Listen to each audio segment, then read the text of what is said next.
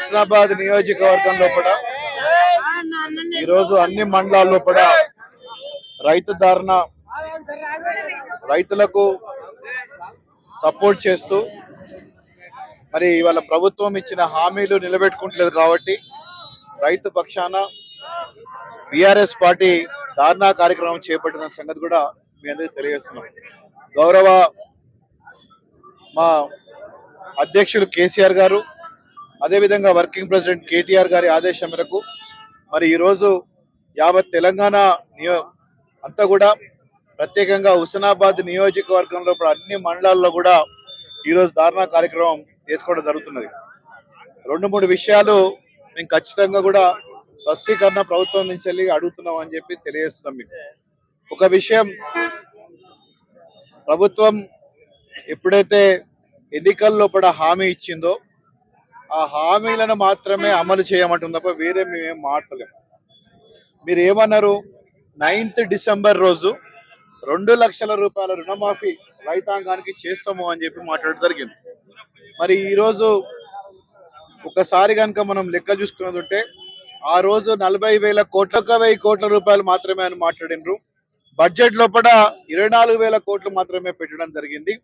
మరి తీరా చూసుకుంటే 17,500 కోట్లు చేస్తున్నామని చెప్పి అన్నారు.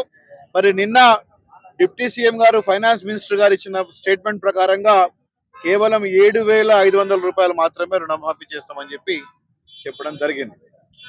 మేము కోరేది ఒకటే, గౌరవ మంత్రి గారు పొన్నం ప్రభాకర్ గారు వీరిద్దరిని చూస్తే మాకు మహాభారతం లోపల ఉత్తర ప్రగల్భాలు అనేది కనబడుతుంది మాకు. అంటే మీకు చాలా మందికి అర్థమై ఉంటుంది. ప్రగల్భాలు అంటే ఏంది, మాట్లాడేమో బాగా మాట్లాడతారు కానీ పరికి మాత్రం ఏ మాత్రం చేతగాని మనుషులు అని చెప్పి మాత్రం ఖచ్చితంగా నేను చెప్పాల్సుకుని వాళ్ళ మీరు ఎందుకు ఒక విషయం ఏంటంటే రుణమాఫీ గురించి ఎట్లాగో మీరు 2 లక్షల రూపాయలు మీరు చేస్తలేరు కాబట్టి రుణమాఫీ 2 లక్షల రూపాయలు మీరు ప్రతి ఒక్క రైతు అకౌంట్ లో పడేదాకా తప్పకుండా మా పార్టీ ఇచ్చిన ఆదేశాల ప్రకారంగా రైతాంగం వెంబడి ఉంటాం, రైతులకు సహకరించుకుంటూ పోతాం.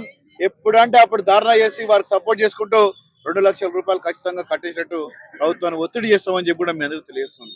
ఇదే కాకుండా మరి కొన్ని విషయాలు మాట్లాడవలసి ఉన్నది. ఇవాళ హుస్నాబాద్ నియోజకవర్గంలో కూడా గొప్పగా వర్షాలు పడలేదు. మరి గౌరవ మాజీ ముఖ్యమంత్రి గారు కేసీఆర్ గారు ఉన్నప్పుడు, గౌరవ మాజీ మంత్రి గారు హరీష్ రావు గారు ఉన్నప్పుడు ఇలా ప్రాజెక్ట్ గౌరవెల్లి ప్రాజెక్ట్ అంతా కూడా నిర్మించి పంపులు కూడా ఆన్ చేసినాం. ఎన్జిటి కేసు ఉన్నాయని చెప్పి ముందుకు సాగలేకపోయినాం.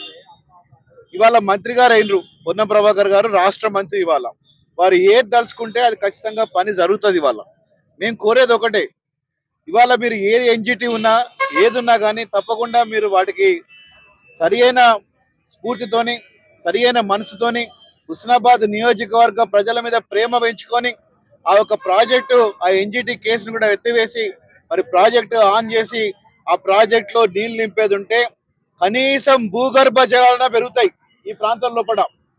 ఆ భూగర్భ జలాలతోనైనా కానీ రైతాంగానికి ఇవాళ మోటార్ల ద్వారా అయినా వ్యవసాయం చేసుకునే పరిస్థితి ఇవాళ ఉంటుందని మీకు తెలియజేస్తున్నాను. మీరు ఏమన్నారు, కాలువలు కావాలి అని చెప్పన్నారు. ఆల్రెడీ కాలువలు కొన్ని తవ్వున్నాయి, ఇంకా ఎక్స్టెన్షన్ ఆఫ్ కాలువలు కావాలి. కేవలం 400 కోట్ల రూపాయలతో కాలువలు అవుతాయా?